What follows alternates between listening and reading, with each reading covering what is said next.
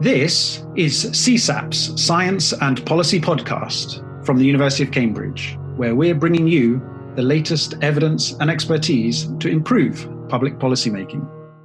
Welcome, I'm Rob Doubleday, presenting this week's episode of CSAP's Science and Policy Podcast. So in this week's episode, we're looking at the built environment and its contribution to greenhouse gas emissions and what steps we can take to mitigate those emissions and respond to the challenge of transition to net zero. Clearly, the built environment is a major contributor to global warming. So today, we're very pleased to say we're joined by Alice Moncaster, who's a senior lecturer in the School of Engineering and Innovation at Open University, to help answer some of these questions. Later in this episode, we'll also be joined by Jennifer Schooling. So Alice, what contribution does the built environment make to climate change? Well, it's huge. I would say it's the biggest contribution after the energy sector. So the UN Global Status Report from 2017 identified globally 28% from the built environment, from the operation of the built environment, plus 11% from construction in addition. So that's globally. It's a bit different in Europe, where 9% is from construction because we just have less construction going on. What makes up the operational? So you say globally, 28% was from the operation of the built environment and 11% from the construction of the built environment. Yes, so I should say the operation of buildings, it's the heating and cooling and fixed lighting that is generally included. Those are the things that are measured. Obviously, we have all sorts of other uses of energy in buildings, from plug loads, if you like, we call them. So things you plug into the wall, which are much more to do with what you choose as the occupier to use. But these are the components that designers of buildings are meant to have some say in. So that's interesting. So the actual building of buildings is less than half the contribution than the running of buildings? Well, not really. I mean, it's for a long time, it was thought to be very much less the construction of buildings, and it was ignored and is still mainly ignored across the world, in fact. But if you do the sums, a careful life cycle assessment for a particular building, it's probably around half now that goes into the construction. And that's in today's terms. So if you think about the total operational energy for the next 60 years of a house, say, built today in the UK, and assume it's built with electric heating, electricity is being decarbonised year on year on year and is predicted to be something like a fifth of what it is now by 2030. So it's really rapidly decarbonising. So all of the carbon that you're putting into the atmosphere now in constructing that building, it's actually likely to be far higher than the carbon emissions over its life of operation because of this decarbonisation. So the question about, do we tear down a building that is hard to heat and replace it with a much better built building, that choice isn't as completely straightforward as it first seems.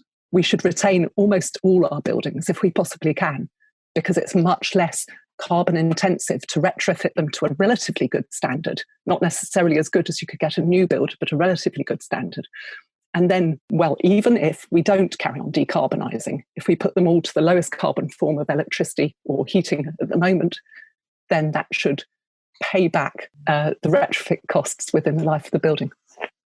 From your point of view as a sort of academic engineer, do you think we have the right knowledge in place, the right kind of measures in place to be able to make that kind of decision on I don't know, is it a building by building basis, neighborhood by neighborhood basis? On what basis are people making those kinds of decisions? Generally at the moment, they're not including embodied carbon in their decision making at all. And I know that because I had a PhD student at Cambridge, Hannah Baker, who was looking at exactly this question. And she was interviewing designers and developers in 3 big master plan developments, one in Cambridge and one in Sydney in Australia and one in the Netherlands, and asking them how they were making their decisions about which buildings to demolish, which buildings to retain and adapt. And although the construction sector is full of people saying, embodied carbon is very important, in none of these cases was embodied carbon taken into account at all. So that's the answer for now. It is suddenly becoming much more of an issue, I hope.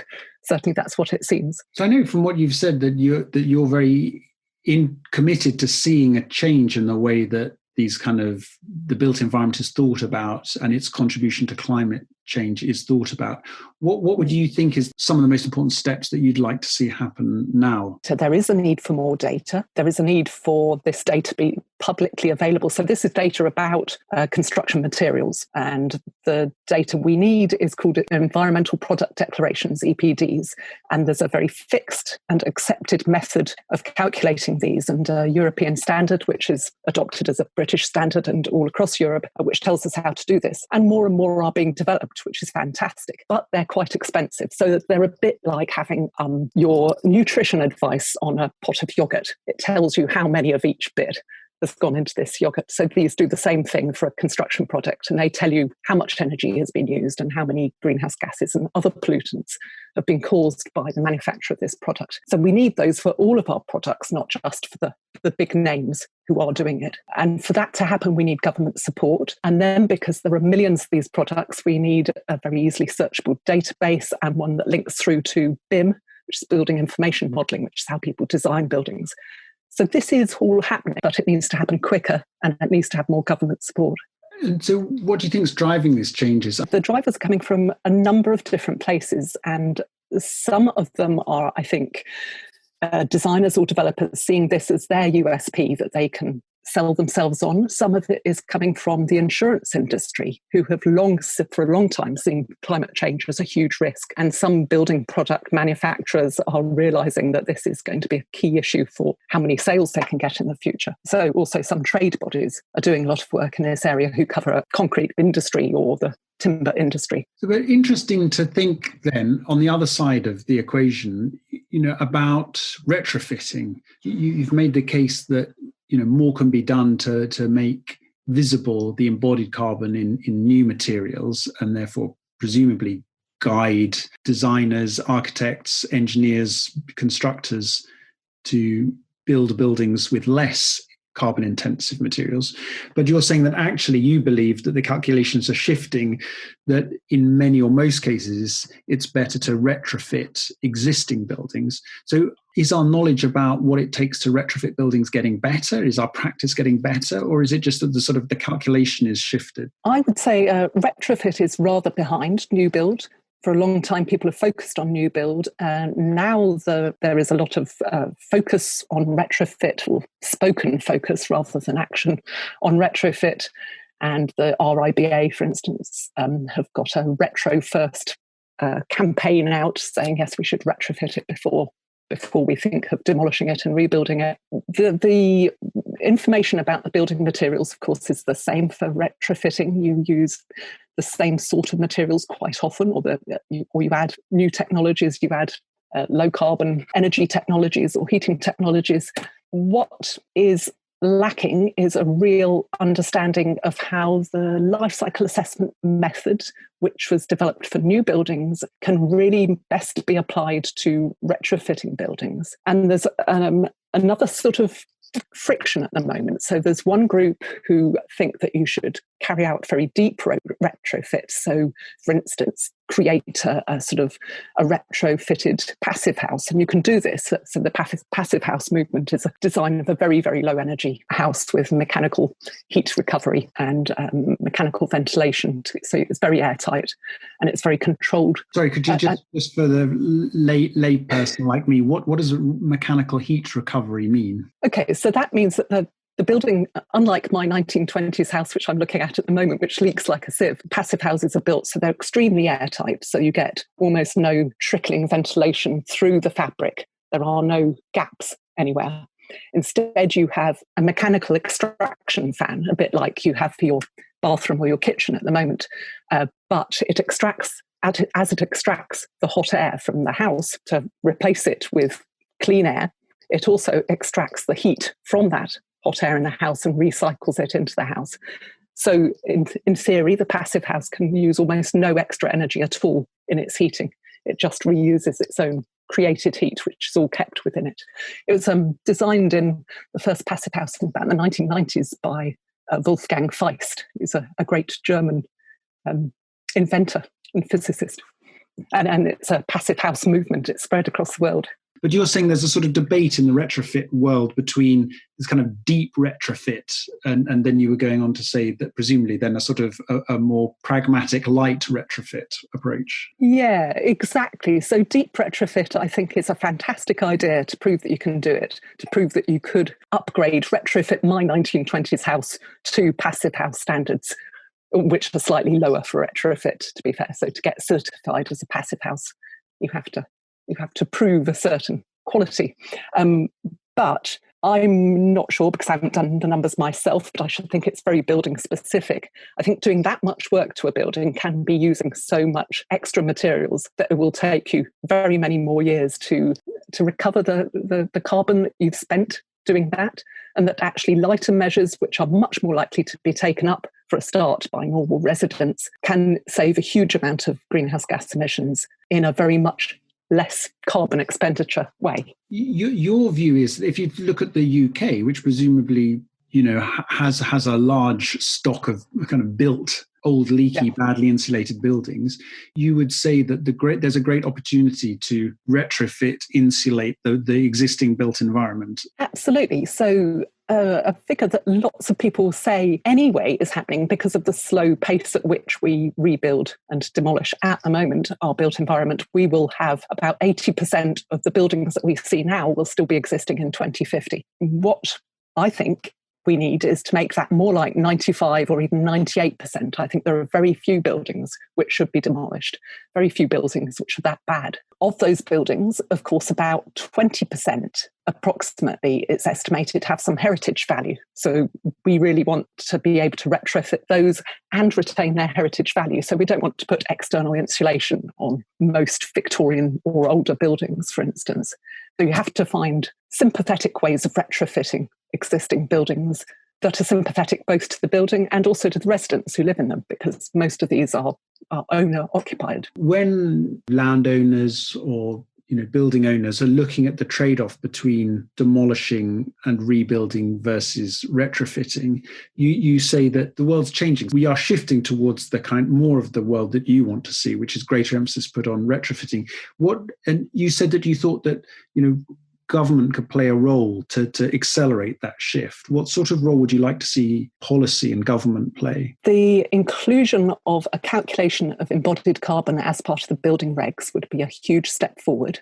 So they've done that in the Netherlands. I think now in France, certainly they've been talking about it in France for a long time. And across many countries in Europe, they're starting to do that. Even in New Zealand, I know they've got a new government policy advisory document out explaining embodied carbon, but not at the moment in the UK. In the UK, it comes into the London plan and maybe other individual planning requirements, but not yet in building regulations. So that would be a huge start. What would that look like in practice? So at the moment, operational carbon and energy have been part of building regs for many years. And you're required to both calculate those as part of your building regs approval and demonstrate that you've improved on a certain figure.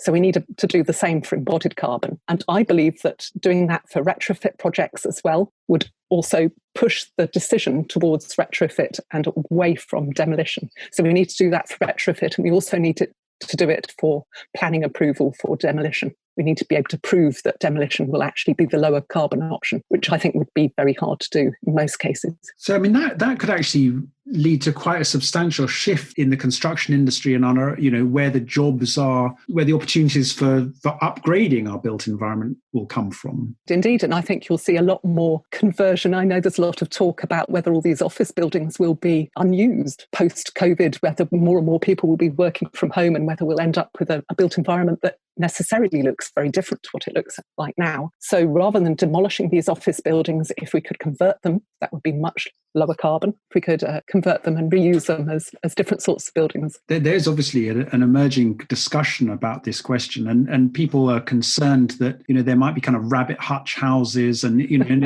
if a building has been designed commercial use or office use, then it won't necessarily be a good place to live. I mean, I've seen all the articles about rabbit hutch Britain. Yes, indeed.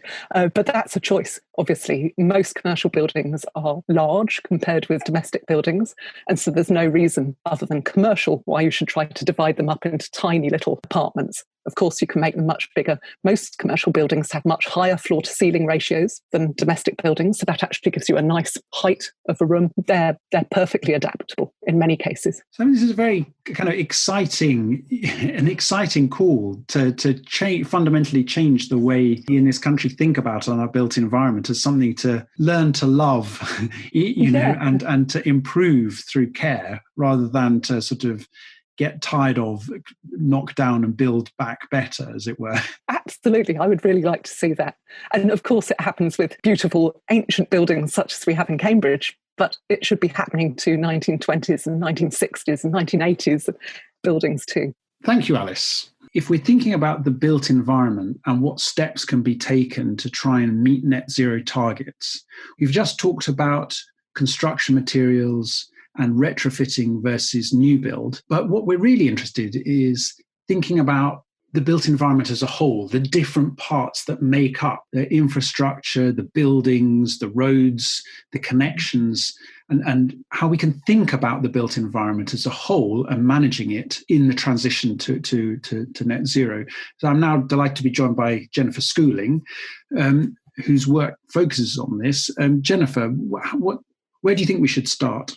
I think the essential thing, as you say, is to take this sort of system of systems perspective and a whole life perspective. Traditionally, what we do with our built environment projects is regard them as construction projects and sort of abandon the thinking about the whole life when we're doing the design and construction phase, which causes us problems when we get into the life cycle of an asset. From the outset of any project, we need to think about the whole life of the thing we're constructing, and we need to think about the system that we're inserting it into. And actually, that's true whether we're building something new or whether we're repairing, maintaining, or retrofitting something that already exists. Our infrastructure is this sort of interconnected system of systems that has grown up over the last 200 or more years. You know, we have the railways, we have the roads, we have the power network, we have the water and the sewage systems. But they are all to some extent interlinked. That linkage is not reflected in the way that we manage them. So we tend to manage and regulate all of these things in separate silos. And that often means that within one system, we may not be doing things that optimizes the whole. So we might be optimizing one system, but that can cause sort of inadvertent effects on other parts of the system. So an example might be, the sewage network. You have to treat wastewater.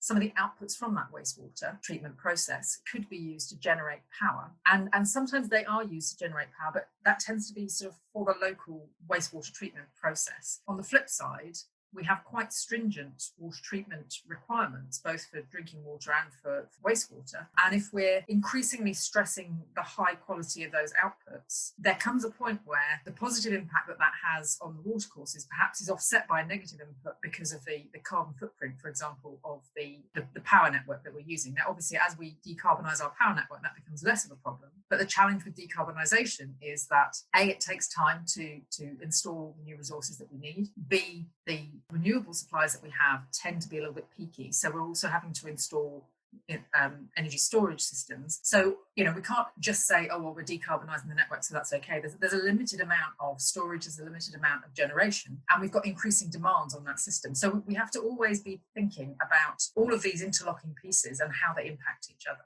So a practical question, I mean, if from, society as a whole or from government, what you're talking about is encouraging thinking of the system of systems, the whole, and think about what the desired outcomes are, and then thinking about, rather than silo by silo, thinking about how you tune the different component parts to try and deliver the outcome you desire. Is that what you're advocating? Absolutely, yes. So now my problem is that sounds very difficult. That sounds quite complicated because, there are conflicting outcomes that we all want. We all want clean water. We want cheap energy that's, there when we flick a switch. We want to shift to net zero, soon, fast. So there are, different kinds of outcomes we want that may sort of require, there may be tensions and conflicts. So how do you imagine that those kind of conflicts or tensions are going to be resolved? So you're absolutely right. These systems are in tension with each other. And, there's a good reason why we have traditionally regulated and managed them in silos, because traditionally, there's an awful lot going on in any one of these systems.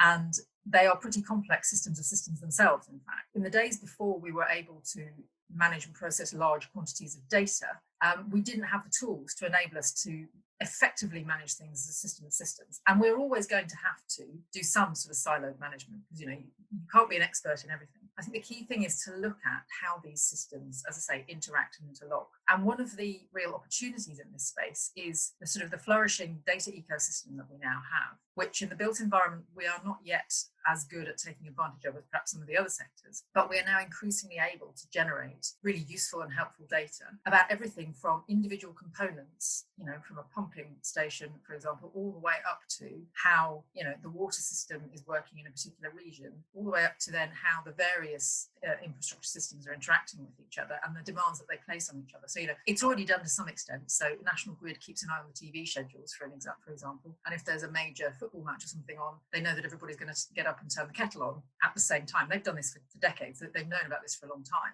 But it's true of many other things as well. And so the way to look at it is to really look at the data streams and the opportunities that brings. And there's a buzzword at the moment, digital twins. And when you've got the digital twin of one asset and the digital twin of another asset or another system, you can then start to share information and data between them. And what we need to get sophisticated about is thinking about what data and information we need from different data sources. If I'm running the railway, I don't need to know the absolute infinite detail about the health of a particular flood barrier, for example. I just need to know, is it healthy enough? What's the risk to my system? If I'm running a water network, I don't need to know the details of National Grid's problems with power outages. I just need to know whether or not the supply I'm taking from the grid is stable, and if not, do I have a backup supply that can cut in if needed?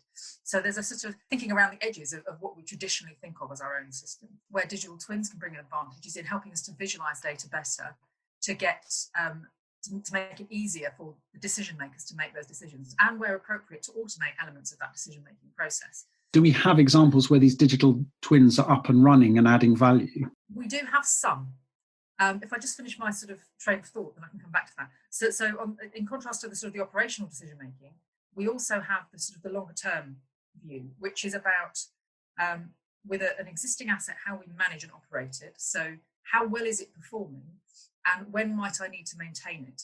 When might I need to intervene with that? Now, that kind of twin is coming, but is not quite there yet, I would say, because whilst in our industry we are very good at generating data, we're not at all good at curating data. So we have a habit of generating data, looking at it once, seeing whether or not it's gone past an alarm state. And if it hasn't, everyone breathes a sigh of relief. And if it has, everyone goes, oh my goodness, what should we do?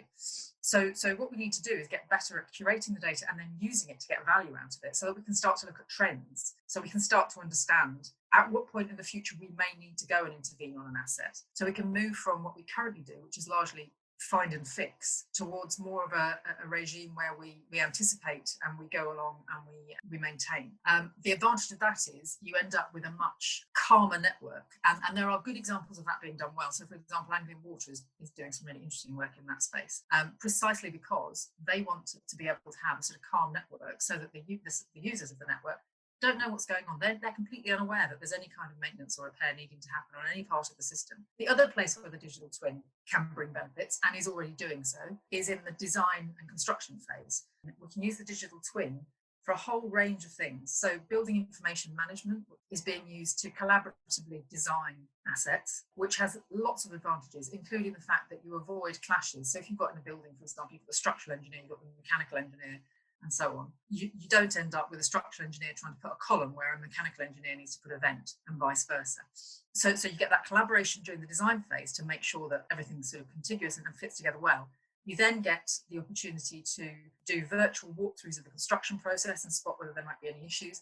And then the final piece, which again is a space that we're not doing as well as we might yet, is sort of managing the manufacturing process, if you like, of the asset. That's something that's done very well in the manufacturing world. In our world, we're still learning what data we need to do this better, and how we can use the data we're already collecting well. The real opportunity there, particularly when you think about things like net zero, is avoiding wastage. So avoiding rework issues, because we can monitor our construction processes as we do them, so we can spot any issues that are coming. Reducing waste on site, You know, if there's 10% waste on site, we can reduce the carbon footprint of a site by 10% just by getting rid of that. So there's a whole range of opportunities that we can get from this by kind of introducing into our processes the things that our colleagues in the manufacturing industries already do.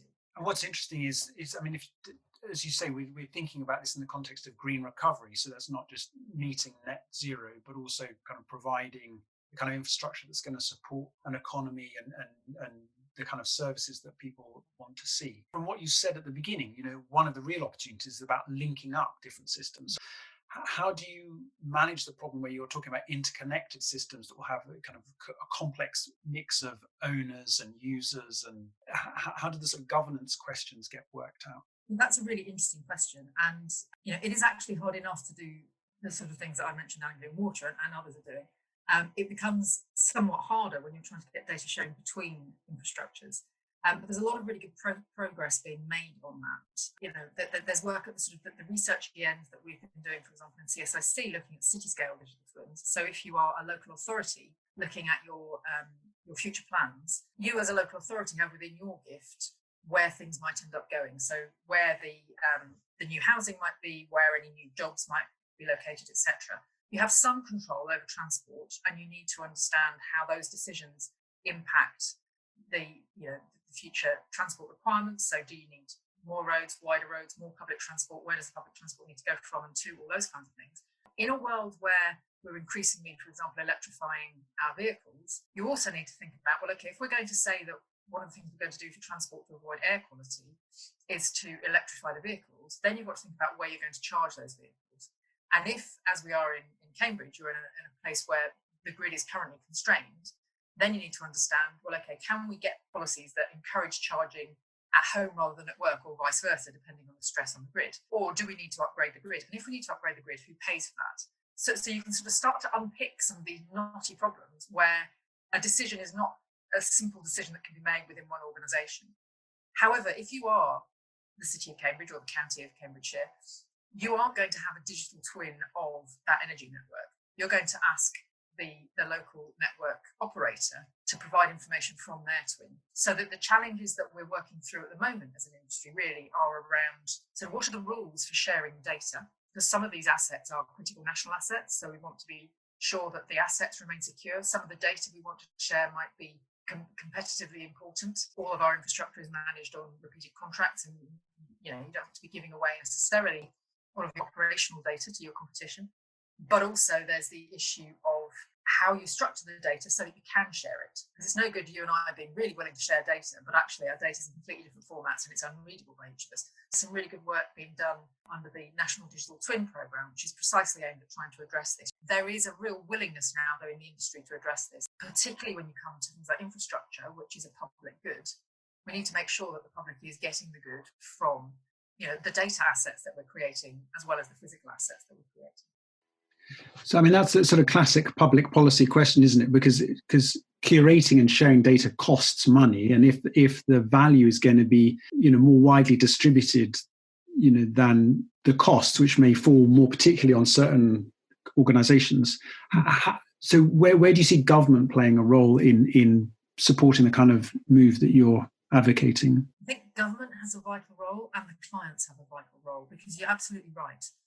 Quite often the data is generated by an organisation that will not get the long-term benefit. And that is particularly true in the world of built environment and infrastructure, where we're building and managing assets which have a life cycle of 200 years or more. Our colleagues in Network Rail have a huge number of bridges, like 28,000 bridges, of which about half were built before 1914. So any bridge we're building today, we can anticipate will still be in service in 100 or 200 years' time. And by the way, we've still got to look after the existing 28,000 bridges, some of which are more than 100 years old. So this business of data and when you get the value from it is a critical one. And there are a few things I think that government can do and that clients can do. So within infrastructure, obviously, clients are often either arm's length agencies of government, or they are regulated. As clients, they can ask their supply chain for particular data. What government can do is both incentivise and regulate that, and look at how we sort of design our financial mechanisms to reflect that long-term value. So I'm not an expert on the Green Book, but my understanding is that the sort of depreciation rates in the Green Book are set at sort of between 5 and 20 years. But when you're talking about infrastructure that's going to be, that's built for at least a 100-year life, chances are it doesn't need a huge amount doing to it in the first 20 years. So the investment in data, if you only look at it in the short term, doesn't bear fruit. But actually, because we're creating this stuff for a public good, because we don't want to have to be rebuilding it in 20 or 30 or 40 years' time, and we want to be able to maintain it and keep it well serviced, we actually, I think, need to alter the models so that they reflect the asset's life cycle. So if you've got something that's a short life cycle, fair enough, have a short time frame around the way you model create the financial model. But if you've got a long-lived asset like infrastructure, you really need to think about it in the sort of 40 to 100-year time frame. Great. That's very clear and very exciting in terms of the potential for really changing the way that infrastructure is understood and managed. I want to just end with a final question, because this is about a green recovery. And I'm interested in how you see the natural world, the natural environment fitting in with the story you've been talking about in terms of a system of systems and thinking about infrastructure holistically. I think we have to think of the natural world as very much part of that system, because infrastructure is a public good and it's there to enable human flourishing. But humans only flourish if the natural environment flourishes too, because we are inherently part of that natural environment, in fact, and we rely on it for our food, our air, our water. So there's an interesting move actually at the moment, looking at how can we, in our sort of digital twin models, consider a digital twin of the natural environment, which sounds slightly crazy when you first say it, but actually kind of really looking at what the natural environment needs to flourish, and also what services we're dependent on the natural environment for. Now, I'm slightly averse to the phrase ecosystem services, because I think it sounds too exploitative still. And we have to see that the natural environment and our sort of built environment need to sit in balance with each other in a way that we really haven't done for the last 200 years. And in doing that, we need to consider things like which parts of our natural environment, for example, are carbon sinks. And when we're choosing the route for a big new piece of infrastructure, can we avoid having to destroy any of those carbon sinks? If it's unavoidable, what must we do in order to account, in order to sort of make up for that and embody carbon somewhere else? And in fact, when you think about the COVID challenge this year, one of the things that became really evident was that actually people need green space. And it was very clear that in a lot of our cities, we don't have enough green space. And people, when they were trapped in their houses and only allowed out for an hour a day, they had very little space to go to. And then there was the problem that there were too many people in the parks. Well, we wanted people out getting fresh air, but how do we manage that? So I think kind of thinking about our natural environment as not something that's purely outside our cities, but actually threads through our cities is also a really helpful thing to do. And again, if you're going to do that, then you really need to think about, how you manage information about that so that you make informed decisions about things and don't inadvertently cause problems. The other real opportunity is actually, it is a service that the natural environment provides. So how can we work with nature rather than against nature? For example, a really clear example of this is in flood management. So there's been some really good stuff done by the Environment Agency and water companies and the regional authorities looking at how can we use, if you like, softer flood management systems rather than building big tall concrete walls. Can we increase the use of floodplains? Can we put leaky dams up on the hillsides in order that they hold back water? What use can we make of peat bogs? Can we restore the peat bogs to actually capture the water? And that really helps us then avoid the problem of having to build carbon intensive infrastructure to manage what is a natural phenomenon, water. Well, thank you very much, Jennifer. That's really inspiring.